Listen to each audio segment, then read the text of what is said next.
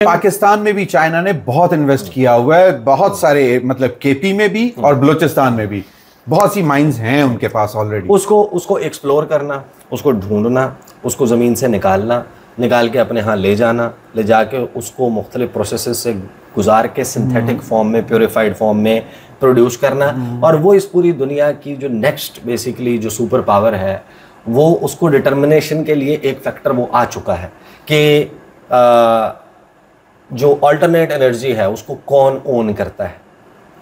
Batteries, electric vehicles, mobile phone की batteries, laptop की batteries, उसके बाद जितने भी ये इससे बैटरी से चलने वाले आलात हैं, बिल्कुल सही। उसके बाद आप आ जाएं कि जो मुख्तलिफ धातें हैं, मुख्तलिफ जो मादनियात हैं, उनमें से कुछ ऐसी हैं जो 400 सेंटीग्रेड के ऊपर भी मेल्ट नहीं होती और -400 में भी उनका जो असल है वो बरकरार रहती है।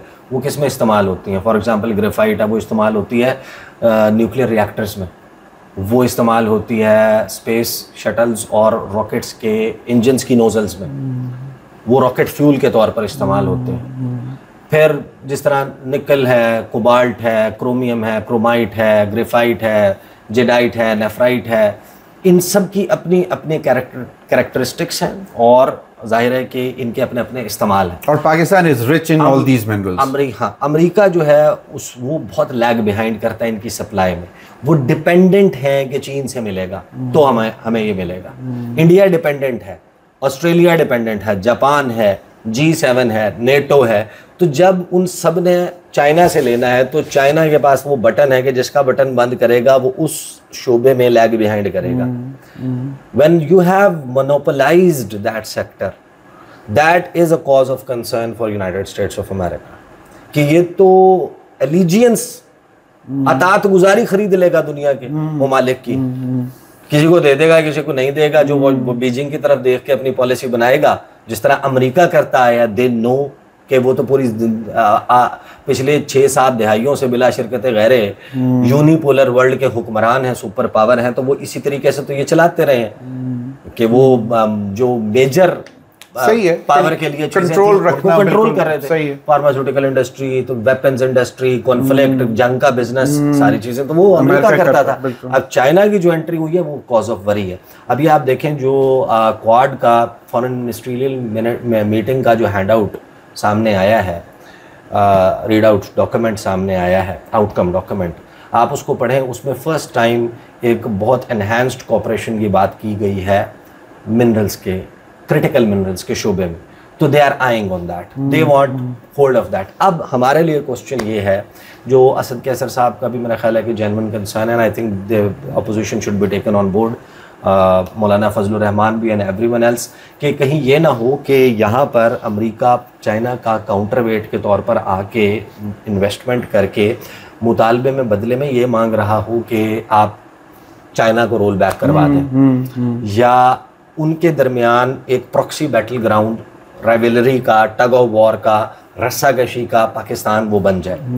दूसरी बात ये कि जो ये सारा एरिया है जहाँ पर ये माइंस एंड मिनरल्स हैं, ये कान है, जाहिर है कि उसके लिए हमें मुनासिब कानून साजी की बहुत अशद ज़रूरत है। मसलन आप आते हैं ज़मीर हैदर साहब, आपके पास फॉर एग्ज़ाम्पल 10 अरब डॉलर है, आप मेरे से कहते हैं, मैं आपको कहता हूँ कि ठीक है जी, आपको 4 मुरब्बा किलोमीटर का ये एरिया मिल जाएगा और हमारे सेंस के मुताबिक यहाँ पर फ़लाँ चीज़ मौजूद है, तो आप यहाँ से एक्सट्रैक्शन का काम और ये सारा कुछ करना शुरू कर दें।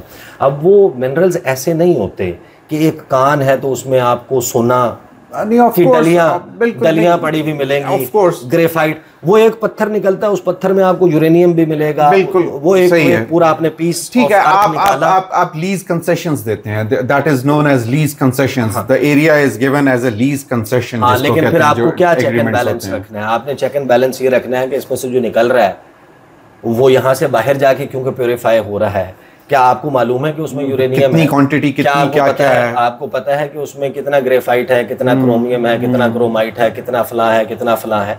आपको तो उसका मुकम्मल पता होना चाहिए। लेकिन the best thing in any countries interest is having said that कि आपको अगर एक, मैं जो नेबर्स वाली मिसाल दे चुका पानी वाली, आपको ये देखना है कि अब आपको चाइना बेस्ट डील दे रहा है या अमेरिका बेस्ट डील दे रहा है। असल चीज़ ये है कि आपको अपनी कानून साजी के ज़रिए ये मेक श्योर करने की ज़रूरत है कि जिस भी मुल्क को आप ये मुआहदा करें, ठेका दें, आप काम दें, आप उसे बाय द लॉ अपने कानून के तहत ये मजबूर करें कि भाईजान आपने प्रोसेसिंग का प्लांट यहाँ पे लगाना है। एग्जैक्टली और उस पे इतने % लोकल लोगों को रोजगार देना है। इतने लोग हैं उस एरिया के जिनको आपने बाहर पढ़ने के लिए भेजना है कि वो आके यहाँ पर जॉब कर सके।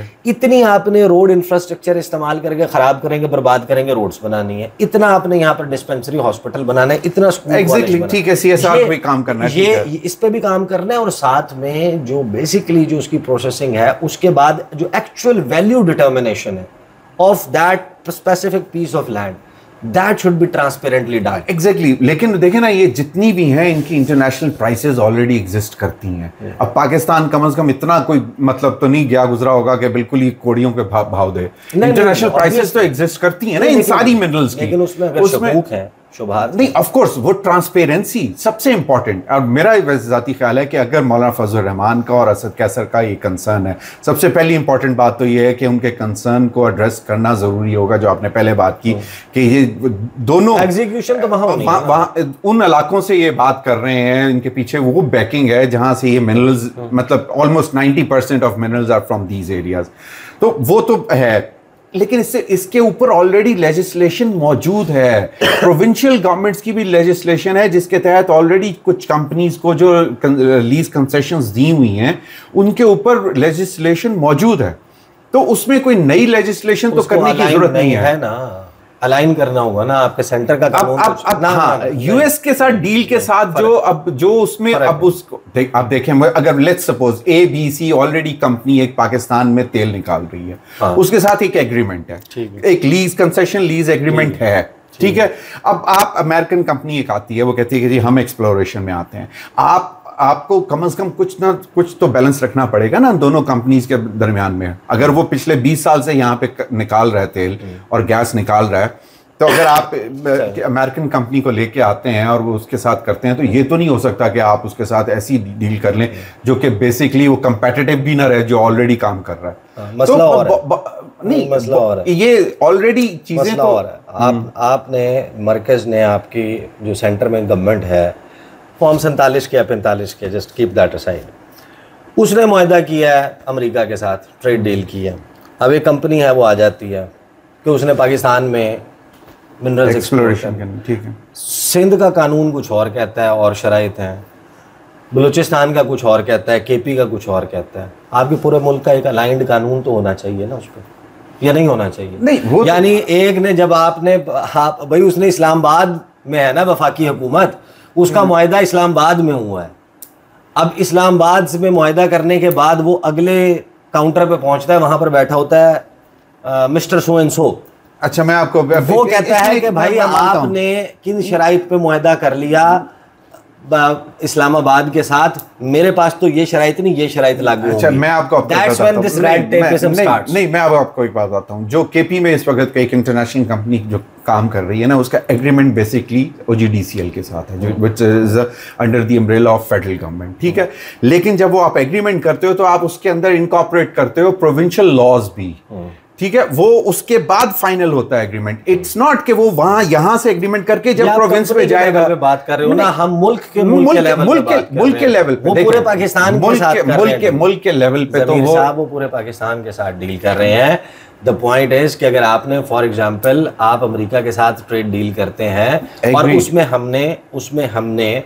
हमने उनको कपड़ा बेसिकली एक्सपोर्ट करना है, ठीक है, एग्जांपल के तौर पे बात कर रहे हैं, और पंजाब में फैसलाबाद की खुड़ियावाला रोड की जो मिल है, वो मिल आपको एक डिफरेंट रेट के ऊपर या टैरिफ के ऊपर या उसके ऊपर आपको ये फराहम करती है, और सिंध में लगी हुई एक टेक्सटाइल मिल कहती है कि नहीं भाईजान ये रेट तो नहीं है हमारा, तो ये डिफरेंट वो है, फॉर्मूला डिफरेंट है, आपको फलां शराइत से गुजरना होगा। तो वो कानून दोनों जगहों पर एक जैसा होना चाहिए। आपके ख्याल में ये जितनी बड़ी एक्सरसाइज हुई है जिसपे इतना बड़ा लड़ाई पड़ी है, इस पे देखिए मैं ये बात कर रहा हूं कि जब ये जो केपी में मिनरल्स बिल और जो उसको अलाइनमेंट की गई है वो इसी वजह से तो करने की कोशिश की जा रही है। अब मुझे एक बात बताएं कि आर यू कन्विंस, लास्ट बात आखिरी बात, कि डील ये निटी-ग्रिटीज क्या फाइनल हो गई है? नहीं हुई ना अभी तो एक अम्ब्रेला डील फाइनल हुई है कि जी प्रेफरेंशियल ट्रेड एग्रीमेंट साइन हुआ है कि आपके साथ हम, जाहिर है कि ये बात तो अभी गवर्नमेंट बताएगी ना, गवर्नमेंट बताएगी ना क्या हुआ या नहीं। असल में शक और शुबा कब आता?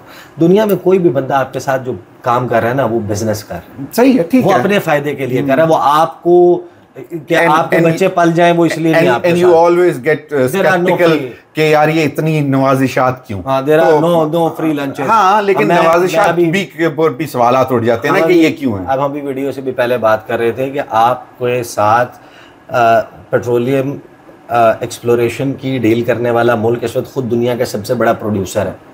वो 1 crore 35 lakh barrel per day produce करता है, फिर वो 85 lakh barrel per day import करता है, फिर वो 1 crore 1 lakh barrel per day export करता है, जिसका पूरी दुनिया में सबसे बड़ा स्ट्रेटेजिक पेट्रोलियम रिजर्व है 714 मिलियन बैरल का। सही है, जो लुजियाना में और टेक्सास में नमक की गारों में कानों में मौजूद है। वो मुल्क जो ऑयल के मामले में पूरी दुनिया के साथ ये सारा कुछ कर रहा है, खुद कफील है। आपको ये मेक श्योर करना है कि वो जो डील है वो आपकी फेवर में सही। तो ये ऑब्वियसली एक जेन्युइन चीज है जिसके ऊपर मेरा ख्याल है होप के in the coming days some work would be done और ये चीजें आने लग जाएंगी। जाहिर है कि मुआहदे की बहुत छोटी छोटी माइन्यूटेस्ट डिटेल क्या आपने कभी सीपैक की देखी है? नहीं देखी, फिर इसकी भी नहीं देखेंगे। मेरा ख्याल है कि शायद Americans would love to make them public, probably, let's hope. सही। तो that basically but that was on a lighter side. Asad Qaiser ने 2 मेन जो रिएक्शन देने वाले हैं उनमें से असद कैसर साहब ने ऑन बिहाफ ऑफ पीटीआई इस पर रिएक्ट किया। पहले वो सुन लें मौलाना फजल रहमान का ट्वीट और फिर जरा इसका ठंडे दिल से जायजा भी ले लें। ठीक। आज अमेरिकन प्रेसिडेंट का एक ट्वीट आया है और कुछ बताया गया कि कुछ ट्रेड एग्रीमेंट हुए हैं। हम तो समझते हैं, हमेशा हम समझते हैं कि पूरी दुनिया के साथ हमारी ट्रेड होनी चाहिए और हम हर सूरत में जो है ना चाहते हैं कि मुल्क की एक्सपोर्ट बढ़नी चाहिए। लेकिन हम ये जानना चाहते हैं कि इस एग्रीमेंट की निटी-ग्रिटी क्या है, इसकी डिटेल्स क्या है। आईन जिस बात का पाबंद करता है कि सबसे पहले जिस सूबे में जिसके जो वसाइल है सबसे पहले उसकी अवाम का उसके ऊपर हक है।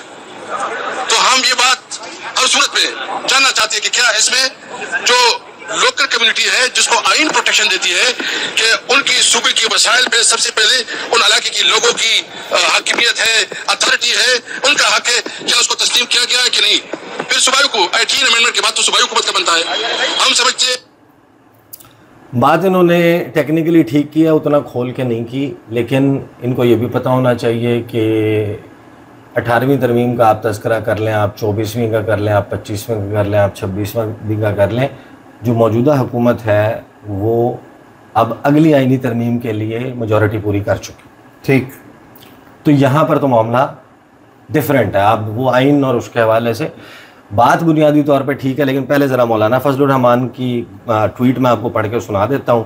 मौलाना फजलुर रहमान ने कहा, मैं बहैसियत एक पाकिस्तानी शहरी पाकिस्तान की खुद मुख्तारी के लिए शदीद तशवीश में मुब्तला हूँ और इस बात को इंतहाई कमज़ोर होती हुकूमत और रियासत की अलामत समझता हूँ कि हम पाकिस्तानियों को तेल के मुआहदे की इतला भी अमरीकी सदर ट्रंप से मिले और हिंदुस्तान के साथ जंगबंदी की इतला भी पार्लियामेंट और सूबों को एतमाद में लिए बगैर इस तरह के मुआहदे कतन मुल्की मफाद के मयार पर पूरा नहीं उतर सकते जिसमें आइन की रूह से सूबों के तयशुदा हक़ का मुस्तकबिल मखदूश हो रहा हो। इन मुआहदात पर फौरी तौर पर पार्लियामेंट, सूबों और अवाम को एतमाद में लिया जाए। मौलाना फजलुर रहमान। अब मौलाना फजलुर रहमान ने और इन्होंने एक पॉलिटिकल पुश बैक अपेरेंटली जो है वो आया है अपोजिशन की 2 बड़ी जमातों की तरफ से, which should be a source of concern, क्योंकि आप नंबर्स के एतबार से आप पार्लियामेंट में किसी के आर्म ट्विस्टिंग के एतबार से तो इनको मैनेज कर सकते हैं, लेकिन ऑन ग्राउंड इस सारे मामले की जो एग्जीक्यूशन है, एक्सप्लोरेशन की, एक्सट्रैक्शन की और एक्सपोर्ट की, सही है, उसके लिए आपको जो साजगार माहौल चाहिए वो यही सियासी फेसेस और जमातें फराहम कर सकते हैं जो वहाँ के लोग, अगर पॉलिटिकल अनरेस्ट रहेगा और तो फिर जो इंडिजिनस हैं आदिवासी, एक तो यहाँ पर आपको एक ओपनिंग क्रिएट होती हुई नजर आती है कि जैसे शायद अब इस मामले में कुछ शायद आपको डिफरेंट होता हुआ नजर आए। दूसरी बात ये कि जो मादनियात वाला मामला है वो क्यों आया है दरमियान में, पेट्रोलियम रिजर्व्स की उसने बात की कि हम अपनी उसकी डेवलपमेंट के लिए मिलकर काम करेंगे, एक्सप्लोरेशन होगी, हम देखेंगे कि कौन सी फर्म जो है वो इसके लिए कारगर होगी। वो जाहिर है कि OGTCL के साथ एक मुआहदे में जाएगी, वो किन टर्म्स पर होगा, ऑयल रिफाइनरी लगाने के बारे में क्या बात होगी, एक्सप्लोरेशन के बारे में क्या होगी, ये सब कुछ है। लेकिन it is not just about petroleum reserve and exploration of petroleum products, crude oil. इसको हम देख रहे हैं इस वक्त एक वसी ट्रेड डील के, कंप्रीहेंसिव ट्रेड डील के तनाजुर में। जो बात चल रही है वो सिर्फ इस पर नहीं है, माइंस एंड मिनरल्स शामिल हैं, तेल, मादनियात, पेट्रोलियम शामिल है, सियाहत शामिल है, एक कंप्रीहेंसिव मुआहदा है। And for the first time एक फील ऐसी आई है जैसे पाकिस्तान और अमेरिका भी किसी